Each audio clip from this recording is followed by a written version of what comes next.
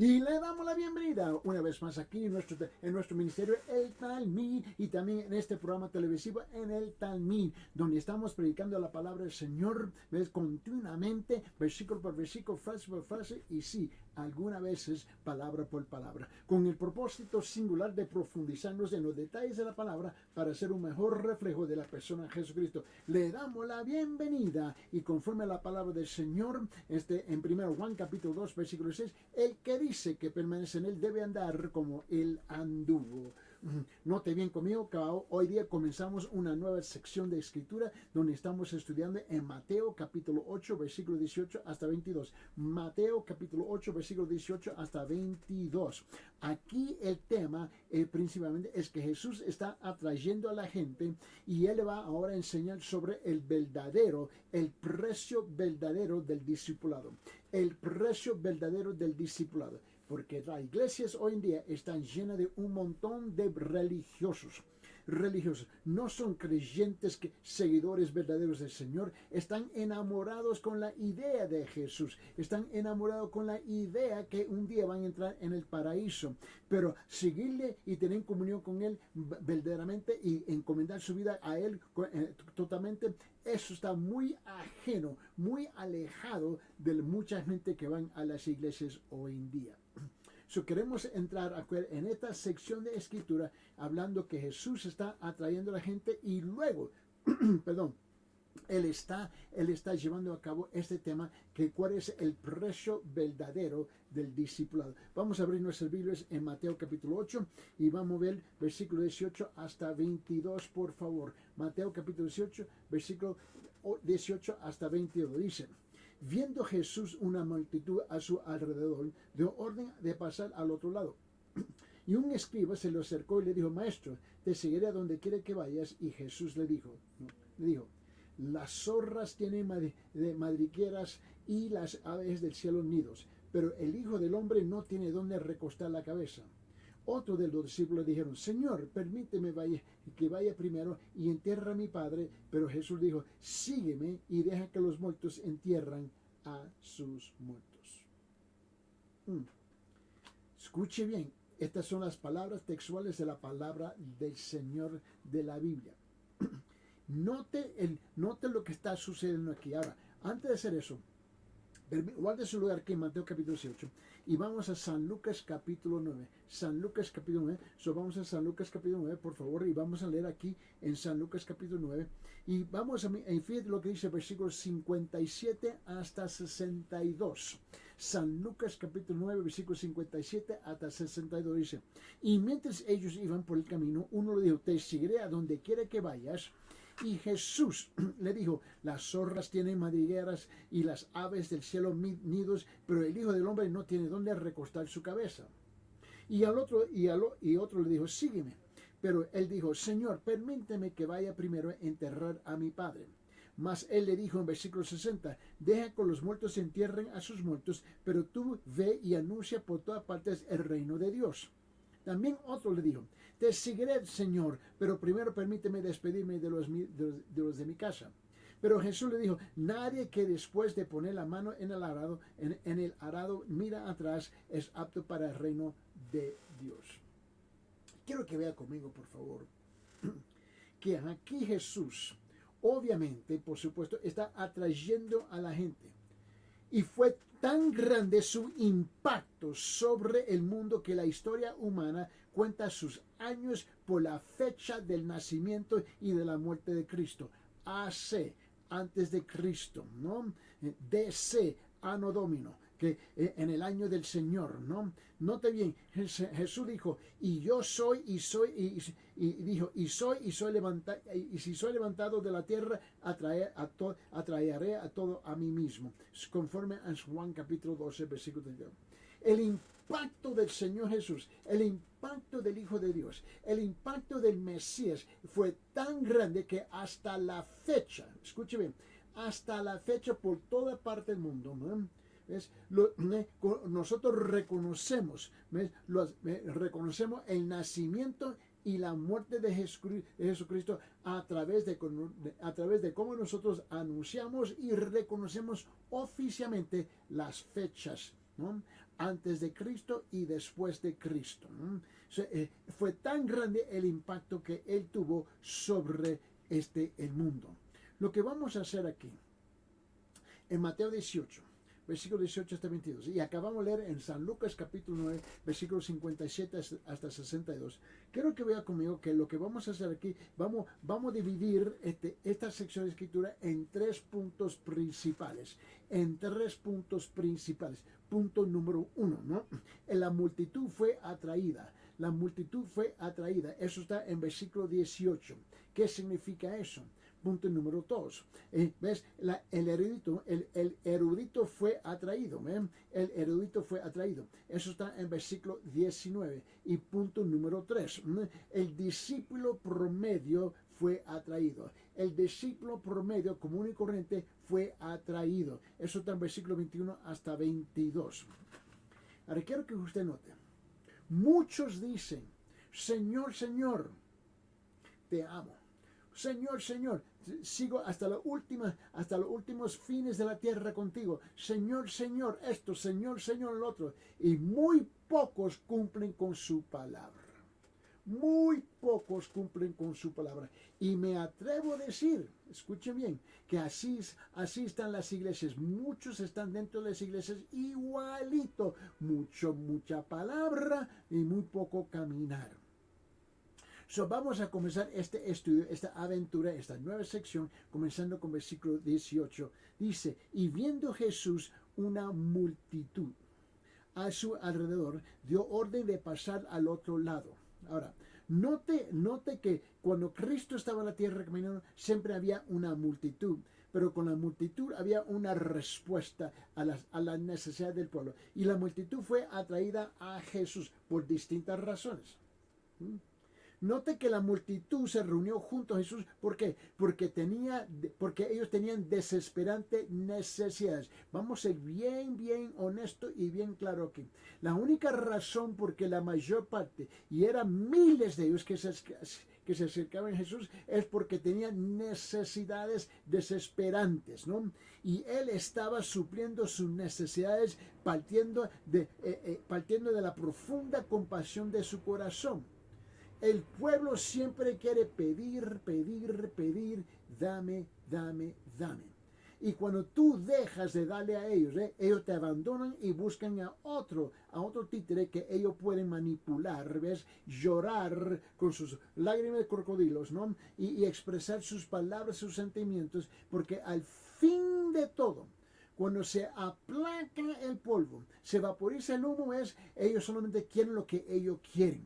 Jesús reconocía eso, pero a pesar de eso, Él vino a propósito de cumplir con sus necesidades, porque Él quería sus almas, que sean rescatadas y entraran en el reino, en el paraíso del Señor. Vamos a retroceder. Mateo capítulo 8, vamos a retroceder a versículos 16 y 17, donde habíamos dejado la última vez en nuestro último estudio. Y dice en versículo 16, dice, y al atardecer le trajeron muchos endemoniados y expulsó a los espíritus con su palabra. Y dice, y sanó a todos los que estaban enfermos, para que se cumpliera lo que fue dicho por medio del profeta Isaías cuando dijo, Él mismo tomó nuestras flaquezas y llevó nuestras enfermedades. Mira, de todas las regiones y las ciudades vecinas, ¿no? La gente se estaba congregando porque habían oído que Jesús estaba en la ciudad, ¿no? Entonces vinieron masivamente, ¿no? Fueron atraídos por lo que oían. Siempre esperando hallar respuesta a su necesidad. ¿Te imaginas si Jesús hubiera dicho no? ¿Te puedes imaginar eso? La gente da vuelta y se van. Mira, esta es una de las grandes dificultades, ¿ves? A mí no me importa qué iglesia ustedes se encuentran. Sea la iglesia católica romana, sea la iglesia protestante, ¿me entiende? A mí no me importa. La mayor parte de la gente, ¿ves? No van por el amor al Señor, van por sus necesidades desesperantes. Esa es la razón por qué van. No tienen una relación íntima, cotidiana y diariamente con el Señor, donde simplemente expresan gratitud por la vida que Él les ha regalado.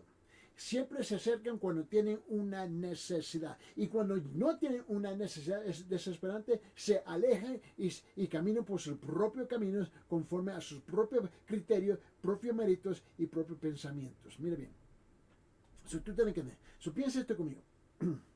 Con frecuencia, la gente viene a Jesucristo por lo que puede obtener de Él. Vamos a ser honestos, por favor. Yo no entiendo por qué los pastores andan mintiendo a la gente.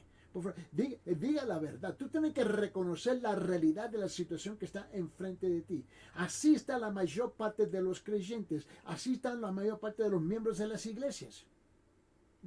Vienen a Jesucristo por lo que pueden obtener de Él. Los hombres tienen una vaga idea, ¿no? Y de alguna manera entienden que Jesús puede suplir sus necesidades, ¿no? Y de modo que cuando enfrentan situaciones malas, vienen a Él y a la iglesia buscando la ayuda. Bien dijo Jesús. Abre sus Biblias en Juan capítulo 6, versículo 26. Juan capítulo 6, versículo 26. Jesús le respondió y dijo, en verdad os digo, le dice esto, me buscáis no porque hayáis visto señales, sino porque habéis comido de los panes y os habéis saciado, porque has aprobado lo que yo puedo hacer. Esa es la razón. Mira, cuando tú te acercas a la gente a ayudarlos, mientras que tú estás poniendo la mano en la bolsa y está compartiendo con ellos están feliz contigo. Tú eres la cosa más maravillosa del mundo. Eres mejor que el chocolate que fue inventado. Así es el pueblo. Y tú te llevas una gran cantidad de seguidores simplemente porque ellos te están siguiendo. No, hombre, te están siguiendo por lo que usted le está ofreciendo. Ellos no vienen a dar, ellos vienen a recibir. Continuamos. Vamos a regresar a Juan capítulo 5. Ahora, estuvimos leyendo Juan 6:26. Ahora mira lo que dice Juan capítulo 6. Ahora quiero que vean Juan capítulo 6. Y mira lo que dice comenzando del versículo 5. Vamos a retroceder para que tú veas el contexto de lo que estamos intentando de explicar aquí. Él dice aquí, en versículo 5, entonces Jesús, alzando los ojos, y viendo una gran multitud venía hacia él, dijo a Felipe, ¿dónde compararemos pan? Dice, ¿dónde compraremos pan para que comen estos? Pero decía esto para probarlo, porque él sabía lo que iba a hacer. Felipe le respondió, 200 denarios de pan no les bastarán para que cada uno reciba un pedazo. Uno de sus discípulos, Andrés, hermano Simón Pedro, dijo a Jesús, aquí hay un muchacho que tiene 5 panes de cebada y 2 pescados. Pero, ¿qué es esto para tantos? Jesús dijo, hacer que la gente se recueste. Y había mucha hierba en aquel lugar, así que los hombres se recostaron en número de unos 5,000. ¿Te puedes imaginar? 5,000 hombres. Eso es aparte de las mujeres y los hijos. Porque la costumbre bíblica, cuando da una cifra, ¿no? Cuando comparte un número de la gente, siempre es enumerando a los hombres, ¿no? Y por supuesto tienen hijos y tienen esposas. Estamos hablando más de 5,000 aquí. Son más de 5,000. Y Jesús dijo en versículo 10, hacer que la gente se recueste, y había mucha hierba en aquel lugar, así que los hombres se recostaron en número de unos 5,000. Entonces Jesús tomó los panes y habiendo dado gracia, los repartió a los que estaban recostados, y lo mismo hizo con los pescados, dándole todo lo que querían. Cuando se saciaron, dijo a sus discípulos, recoged los pedazos que sobran para que no se pierda nada. Los recogieron pues y llenaron 12 cestas con los pedazos de sus 5 panes de cebada y sobraron a los que habían comido. La gente entonces, ¿no? Al ver la señal que Jesús había hecho, escuche bien, versículo 14. La gente entonces al ver la señal que Jesús había hecho, decía, verdaderamente este es el profeta que había de venir al mundo. Por lo que Jesús, dándose cuenta de que iban a venir y llevárselo por la fuerza para hacerle rey, se retiró otra vez al monte él solo, ¿no?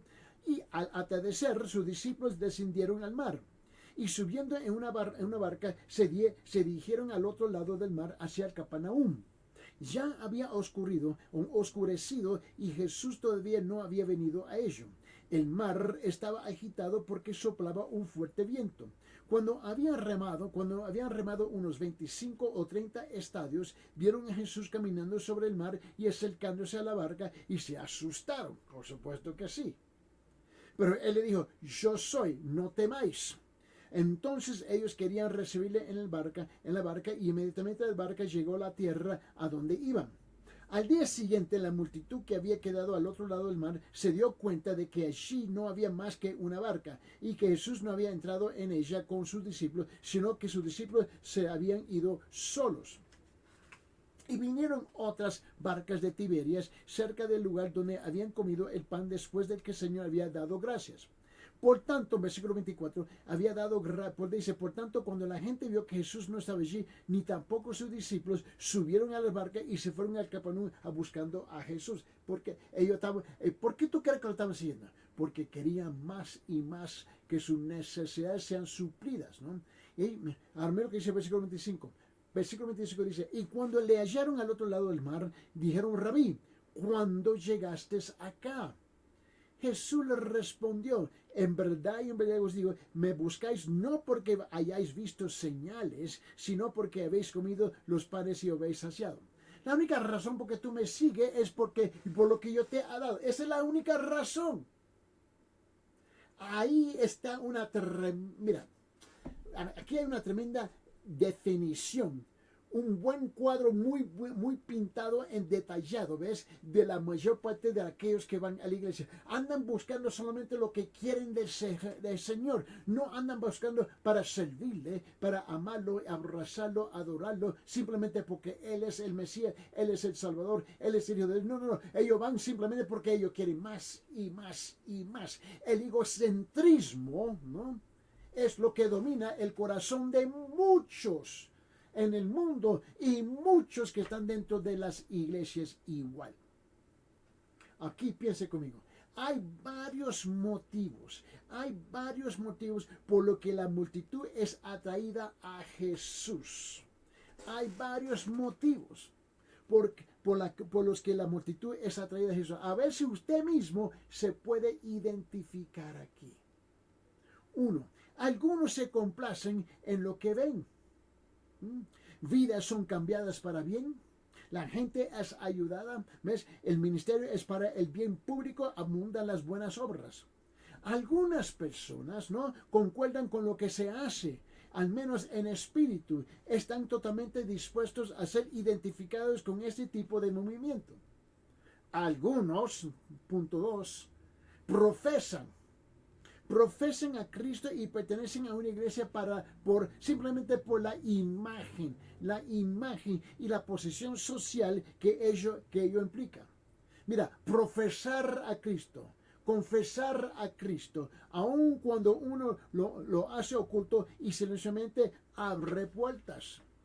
Algunos empleadores, ¿no? Incluso establecen y esperan membresía en una iglesia cristiana del personal que contratan. Pertenecer a una iglesia ayuda a mostrar una persona muy bien formada. Algunos simplemente quieren la imagen que confiere la profesión de la fe. Note todas las razones del por qué uno se acerca a las cosas de Dios, a la palabra de Dios, a la iglesia del Señor. Algunos siguen a Cristo y su iglesia debido a familiares y amigos. Esa es la única razón por que lo hacen, ¿no? Se los insta a pertenecer a una iglesia, por eso profesan la fe y asisten. Algunos con regularidad y otros no tanto. Asisten muchos en las iglesias. Pero aparentemente todo es aceptable. Yo no sé por qué, pero es. 4. Algunos se sienten más cómodos siguiendo a Cristo y asistiendo a la iglesia. Su conciencia los molestaría si no profesaran la fe en Él y si no asistieran, al menos ocasionalmente, a la iglesia. Eso van de vez en cuando. Profesan y asisten solo lo suficiente para sentirse bien y mantener bajo control su conciencia. Así están. 5. Algunos tienen una vaga comprensión de Dios. Quieren ser aprobados y aceptados por Él. Saben que deben mostrar algún interés en Él y si quieren que Él se interese por ellos, preocupándose por ellos y cuidándolos. De modo que profesan la fe en Él y asisten a la iglesia tanto como les parece necesario para asegurarse la aprobación y el cuidado de Dios. Mira, yo veo esto cada domingo. Yo lo veo semana tras semana, mes tras mes en la iglesia. Y creen que te están engañando. A mí no me están engañando. Su caminar, ¿ves? Su comportamiento, su conducta, ¿ves? Grita más de que sus palabras. 6. Algunos han visto el poder de Dios para cambiar vidas y librar al hombre en pruebas terribles. Lo han visto, ¿no? Y puede haber sido en la vida de un miembro de la familia, un amigo, un compañero de trabajo, un pariente, un conocido distante. Y estas son todas las razones por que ellos asisten a la iglesia. No asisten porque realmente aman al Señor y están agradecidos por lo que Él ha hecho por ellos. Asisten porque andan buscando sus propios intereses. Mira, escúcheme una vez. Yo veo esto semanalmente. Y ellos mismos se nombran y se llaman hermanos. ¿Hermanos de qué? Yo no sé. Pero note que el poder de Cristo fue claramente evidente. De manera que saben que Cristo y su iglesia les pueden ayudar cuando estén en problemas. Note lo que dice en Juan capítulo 6. Ahí no lo estuve leyendo, ¿te recuerdas eso? Se va a regresar a Juan capítulo 6 y quiero que lea conmigo versículos 28 y 29. Juan capítulo 6, versículos 28 y 29. Mira lo que dice. Dice, entonces le dijeron, ¿qué debemos hacer para poner en práctica las obras de Dios? Ellos hacen la pregunta. Jesús les responde y le dijo, esta es la obra de Dios, que creáis en el que Él ha enviado. Que creáis en el que Él ha enviado. Creer en el Señor Jesucristo, que Él es el Hijo, el Salvador, el Mesías. Eso es lo que Él está pidiendo. No, lo que tú estás creyendo es que la iglesia me va a ayudar. Aquí tenemos un juego. ¿Qué te puedo decir? Aquí hay un tremendo juego de palabras y de sentimientos y aquí nos mentimos unos a los otros continuamente y lo hacemos en el nombre del Señor Jesús. Wow. Permíteme, abre sus Biblias en San Lucas capítulo 9. San Lucas capítulo 9, para que vea algo conmigo.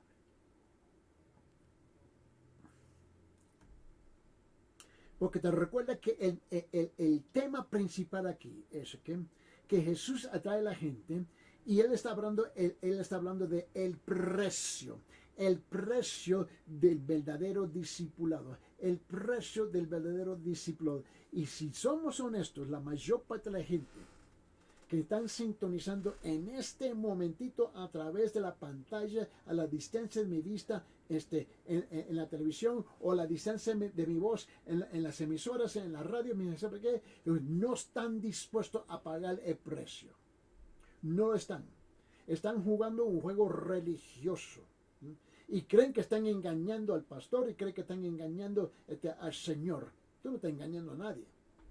Porque al fin de día tú vas a terminar pagando el precio de tus caprichos, el precio de tus mentiras. Escuche bien. San Lucas capítulo 9, versículo 23 dice esto. Y decía a todos, Jesús está hablando, y decía a todos, si alguno quiere venir en pos de mí, niéguese a sí mismo, tome su cruz cada día y sígame. Niéguese a sí mismo, toma su cruz cada día y sígueme. Las iglesias están llenas de gente que dice, amén, gloria a Dios, así sea, pero no lo viven. Mira, el discipulado, escuche bien, aquí estudiando, vamos estacionados aquí, vamos a parquear aquí por un momento, aquí, en versículo 23, si alguno quiere venir en pos de mí, niéguese a sí mismo, tome su cruz cada día y sígueme. Ahora quiero que vea que el discipulado tiene tres requisitos. El discipulado tiene tres requisitos para la persona que quiere seguir a Cristo. Ahora, tú no, mira, aquí no hay nada opcional, ¿no? No es opcional. Que la gente dice, bueno, voy a cumplir con uno de los tres, voy a cumplir con dos de los tres. No, no, no. Aquí hay tres requisitos. Aquí no hay ninguna sugerencia, aquí no hay una buena idea, aquí no hay ninguna recomendación, es una expectativa divina por ley del Señor. Hay tres cosas, ¿no? O tres requisitos para la persona que quiere seguir a Cristo. A ver si usted te puedes identificar aquí. Porque yo me imagino, y por favor, no me vaya a malinterpretar aquí. Yo me imagino que la mayor parte que están sintonizando no están cumpliendo con los tres requisitos y ni siquiera quieren cumplir con los tres requisitos. Número uno, la persona tiene que negarse a sí misma. Ahí ya terminó todo.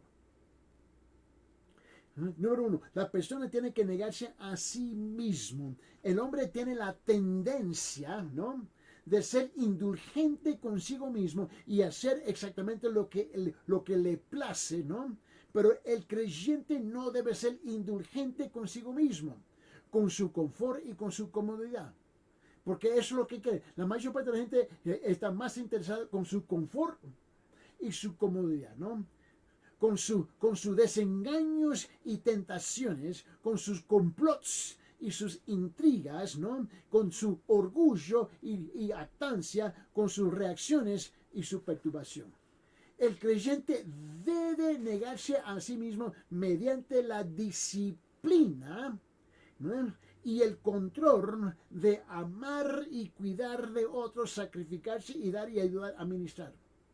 A eso somos llamados, pero a eso es donde la mayor parte de nosotros negamos.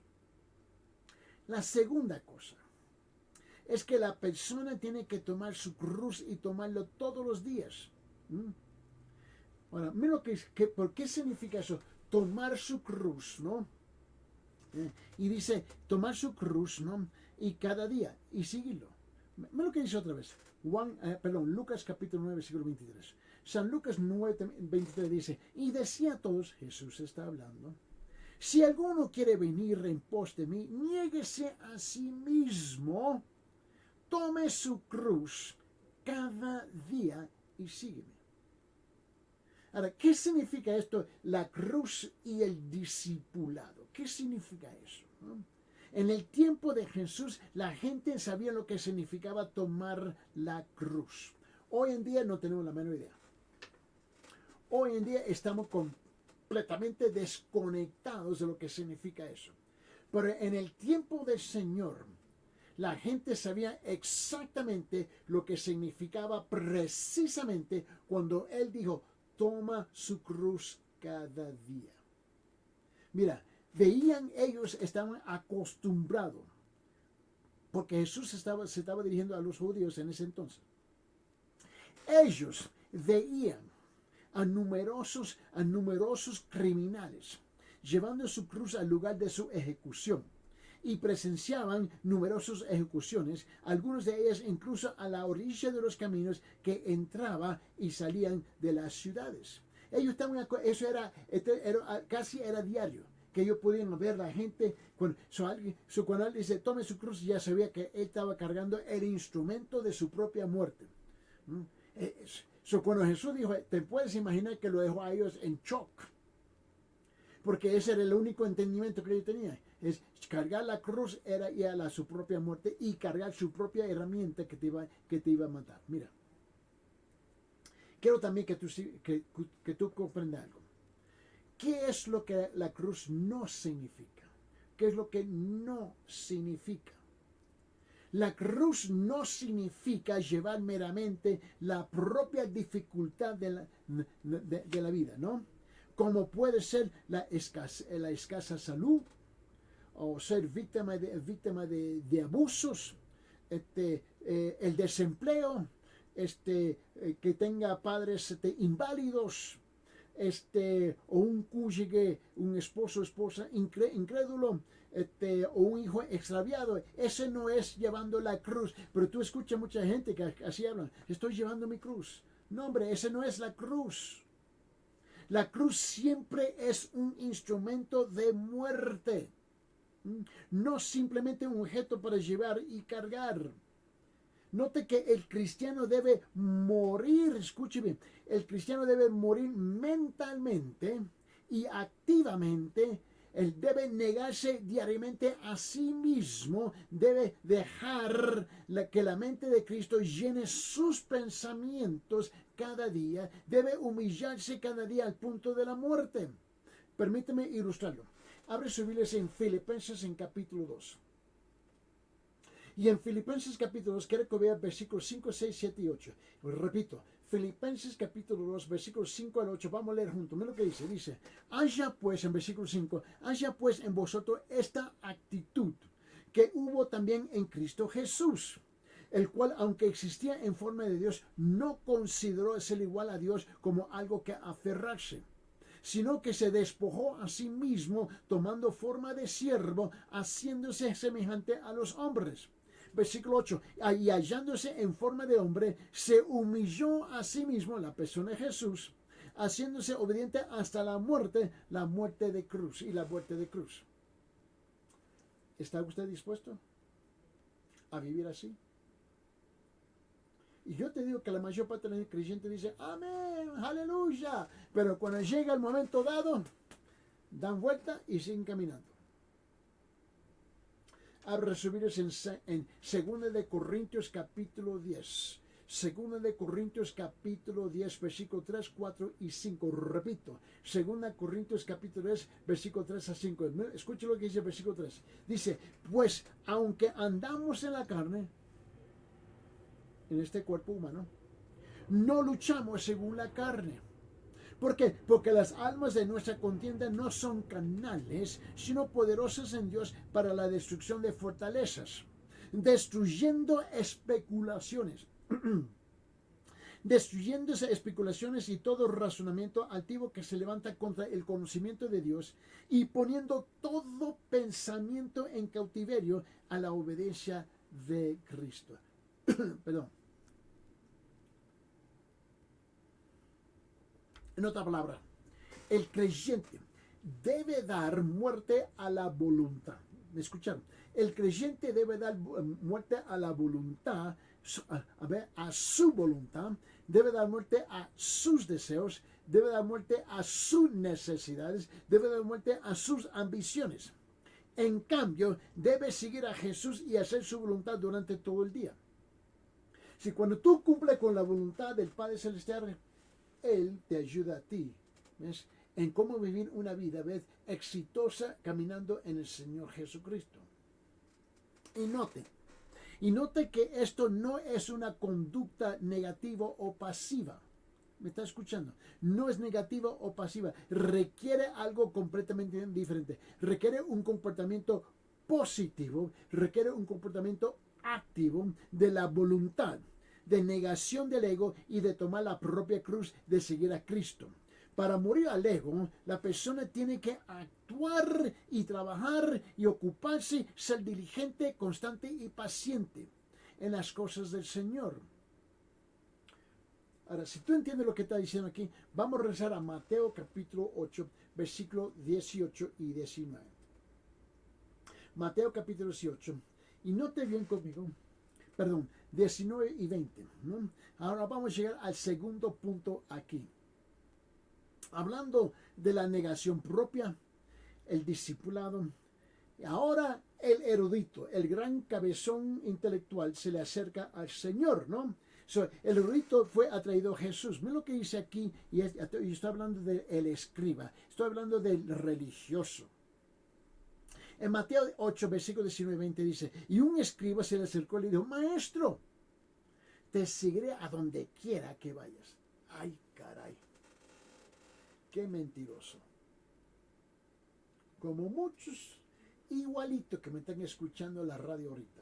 Igual como muchos que se están sintonizando aquí en la televisión.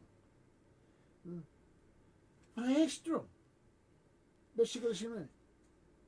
Te seguiré a donde quiera que vayas. ¿En serio?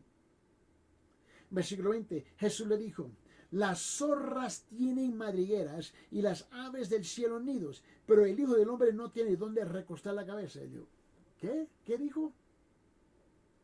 Note que este hombre era un discípulo, un seguidor de Jesús. Bueno, por lo menos eso es lo que había dicho, ¿no? Mira lo que dice el siguiente versículo 21, Mateo 8:21. Otro de los discípulos le dijo, Señor, permíteme que vaya primero y entierre a mi padre. ¡Ah! ¡Qué juego de palabras aquí tenemos! El erudito, ¿no? Creía que Jesús era el más grande de los maestros que había visto. Él estaba, wow, qué tremendo docente, qué tremendo profesor, qué tremendo hombre inteligente, elocuente en articular las palabras. Wow, estoy súper impresionado con este hombre. Él también era un maestro de profesión. Y se sintió, como digo, se sintió enormemente atraído por la habilidad didáctica de Jesús. Él estaba impresionado. ¡Wow! Este hombre sí puede hablar. Este hombre sí puede enseñar. Por esa razón él estaba impresionado con Jesús. Mira, vamos a hablar un poquito más de este erudito. El erudito anhelaba seguir a Jesús, pero ¿por qué? Porque estaba impresionado en caminar con alguien que era tan reconocido por su super inteligencia.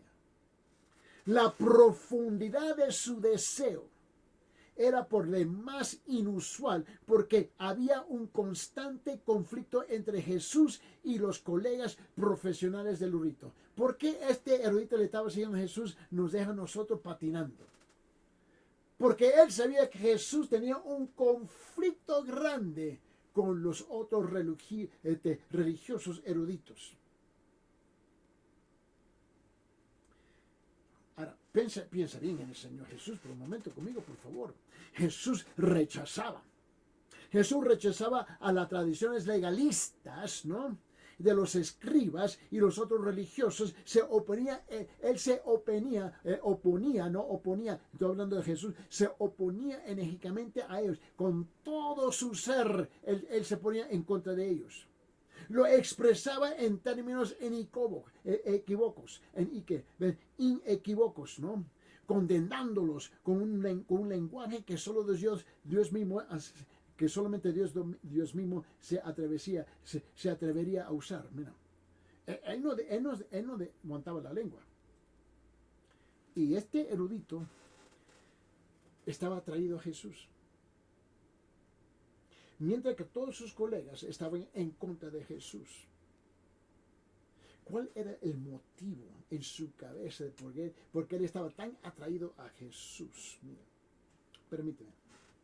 Y yo creo que tú tienes que, a pesar de que Jesús rechazaba a los eruditos y rechazaba a los religiosos, porque eso es lo que hizo el Señor Jesucristo. Esta es la parte que la gente no entiende. Permíteme mostrarlo. Abre su Biblia en San Lucas capítulo 11. Y en San Lucas capítulo 11, quiero que vea conmigo lo que dice el versículo 37 hasta 54. Hay un pasaje largo, pero merece ser leído, estudiado hoy día con nosotros. Mira lo que dice. En San Lucas, abriendo nuestras Biblias, aquí Jesús denuncia a los fariseos y a los intérpretes de la ley. Eso es lo que está haciendo él. Estos son los colegas del erudito. Comenzando, versículo 37, Lucas capítulo 11, hasta versículo 54, dice, cuando terminó de hablar, un fariseo le rogó que comiera con él, y Jesús entró y se sentó a la mesa. Versículo 38, cuando el fariseo vio esto, se sorprendió de que Jesús no se hubiera lavado primero antes de comer, según el ritual judío. Versículo 39, pero el Señor le dijo, ahora bien, vosotros los fariseos limpiáis lo de afuera del vaso y del plato, pero por dentro estáis llenos de robo y de maldad. Se la cantó en la cara. Perfumaditos, bañaditos, planchaditos, todo por de afuera, pero adentro es una tiniebla, son lobos, son mentirosos, son ladrones. Versículo 40. Necios que, imagina eso que, estas son las palabras de Jesús. Este no es Eddie Ildefonso, mire, escuche bien. Jesús le dijo, necios, el que hizo lo de afuera, ¿no hizo también lo de adentro? Le estaba llamando la atención. Versículo 41. Dad más bien lo que está dentro como obra de caridad, y entonces todo será limpio.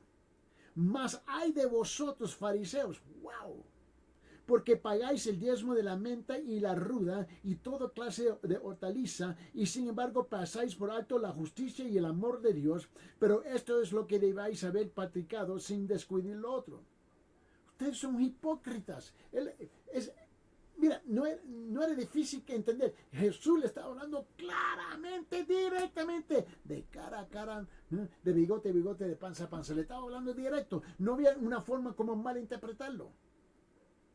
Jesús él está atacando el corazón de los religiosos, de los fariseos, los colegas de este erudito que le estaba siguiendo a Jesús. Versículo 43. Ay de vosotros, porque dice, fariseos, porque amáis los primeros asientos de las sinagogas y los saludos respetuosos en las plazas. Usted es una bola de hipócritas. Versículo 44. Ay de vosotros, porque sois como sepulcros que no se ven, sobre los que andan los hombres que sin saberlo. Wow. 45. Respondiendo uno de los intérpretes de la ley dijo, maestro, ¿cuándo dices esto también a nosotros nos insultas? Wow, él dijo, bueno, por lo menos lo captaron, te estoy hablando de ustedes. Nos insultas.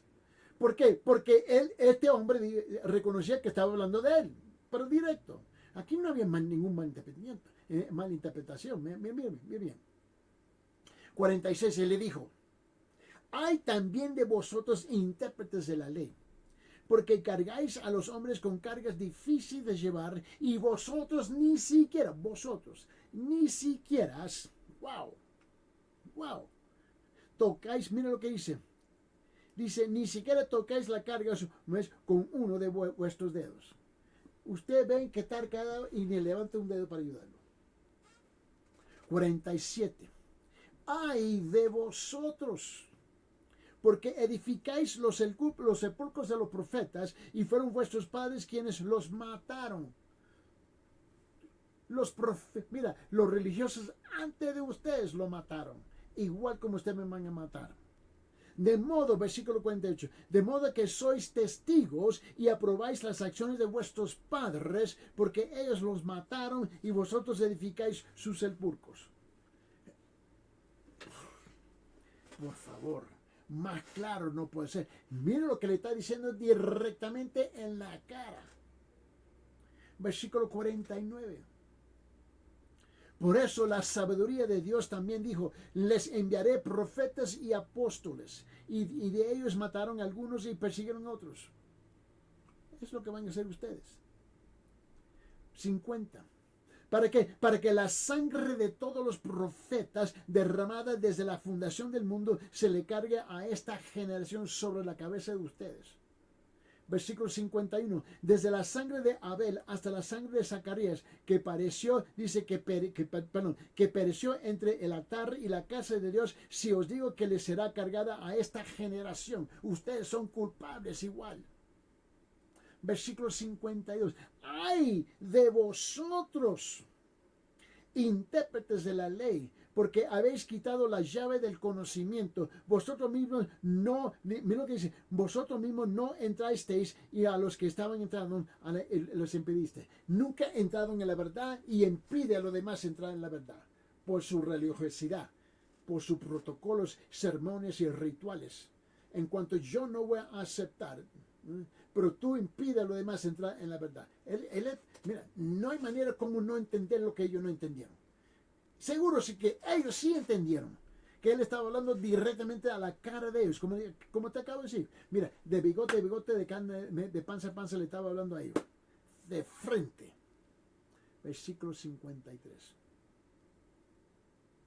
Cuando salió de allí, los escribas y los fariseos comenzaron a acosarle en gran manera y a interrogarle minuciosamente sobre muchas cosas, tramando contra él para atraparle en algo que dijera.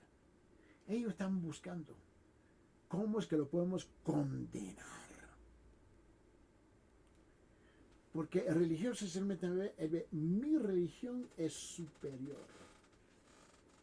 Superior aún incluso al Señor.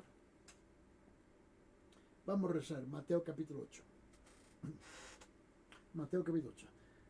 ¿Qué fue que llamó la atención de este erudito a seguirle a Jesús? Sabiendo todo esto que acabamos de leer aquí. Que él entendía cómo Jesús se sentía y cómo él pensaba de ellos. Mira lo que dice, versículo 19 de Mateo capítulo 8. Vamos a rezar ahí, dice. Y un escriba se le acercó y le dijo, maestro, te seguiré a donde quiera que vayas. Eso fue lo que él le dijo. Ahora, la pregunta es, ¿quién es un escriba? ¿Quién es este religioso? Te voy a mostrar algo. Abre su Biblia, San Lucas capítulo 6, versículo 2. San Lucas capítulo 6, versículo 2. Mira lo que dice. Pero algunos de los fariseos dijeron, ¿por qué hacéis lo que no es lícito en el día de reposo? Ellos estaban llenos de reglas. Los escribas eran ley de los, mira, la ley de los escribas y los de los fariseos. ¿Sabes quiénes eran los escribas? Probablemente estos fariseos eran escribas que se estaban confrontando con él, ¿no? Y déjame hablarte un poquito más de ellos, ¿no? Para que tú entiendas de qué estoy hablando. Por la profesión de los escribas, a veces los llamaban maestros de la ley.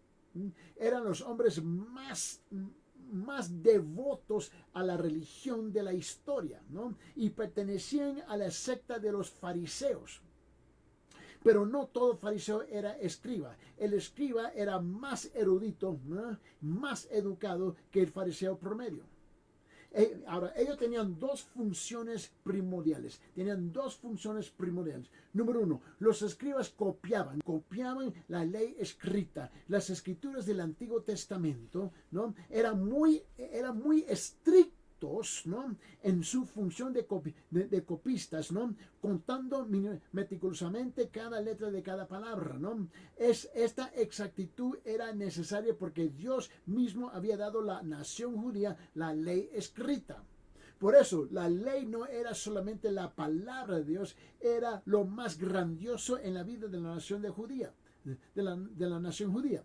Se le consideraba la más preciosa de las posesiones de todo el mundo. Consecuentemente, la nación judía estaba entregada a la perseveración de la ley.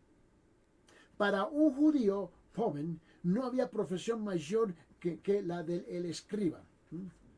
Esto era preciosa la ley. Era súper preciosa. Permíteme, te quiero mostrar. Regrese conmigo en el libro de Nehemías. El libro de Nehemías en capítulo 8, versículo 1 al 8. Nehemías capítulo 8, versículo 8. Para mostrarle la importancia de esta ley y donde el pueblo se levantaba a oír la palabra hablada. Te quiero mostrar. Nehemías capítulo 8, versículo 1 al 8. Escuche bien lo que dice. En versículo 1, se reunió todo el pueblo como un solo hombre en la plaza que estaba delante de la puerta de las aguas y pidieron al escriba Esdras que trajera el libro de la ley de Moisés que el Señor había dado a Israel. Versículo 2. Entonces el sacerdote Esdras trajo la ley delante de la asamblea de hombres y mujeres y de todos los que podían entender lo que oían. Era el primer día del mes séptimo. Versículo 3. Y leyó en el libro frente a la plaza que estaba delante de la puerta de las aguas, desde el amanecer hasta el mediodía, en presencia de hombres y mujeres de los que podían entender, y los oídos de todo el pueblo estaban atentos al libro de la ley. ¡Wow! ¿Te puedes imaginar eso? De amanecer hasta el mediodía, ellos estaban parados escuchando la palabra. Esa era la reverencia a la palabra. Ese era el valor más alto, la estima de la ley para el pueblo judío. Versículo 4. Y el escriba, ¿no? ¿Ves? Edras estaba sobre un estrado de madera que habían hecho para esta oración. Junto a él, a su derecha, estaban Matatías, Sema, Anaías, Urías, Hilquías, Maasías, y su izquierda estaba Pedaías, Misael, Malquías, Hasum, Hasbanada, Zacarías y Masulam. Y abrió el libro a la vista de todo el pueblo, pues él estaba más alto que todo el pueblo, y cuando lo abrió todo el pueblo, se puso de pie automáticamente. Entonces ella bendijo al Señor, el gran Dios, y todo el pueblo respondió amén y amén, mientras alzaban las manos. Después se postraron a adorar al Señor rostro a tierra. También Jeseúa, Anaí, Serebías, Jamín, Acub, Sebatai, Odías, Maasías, Kelita, Azarías, Josabed, Anán, Pelaías y los levitas explicaban la ley al pueblo mientras el pueblo permanecía en su lugar. Por 6 horas no se movían ellos. Y leyeron el libro de la ley de Dios, traduciéndolo, dándole sentido para que entendieran la lectura. Este era era de tanta estima y valor que estaban dispuestos por 6, 7, 8 horas parados escuchando la palabra de Dios. Ellos tenían una tremenda reverencia a la palabra. ¿Y qué de ti y de mí hoy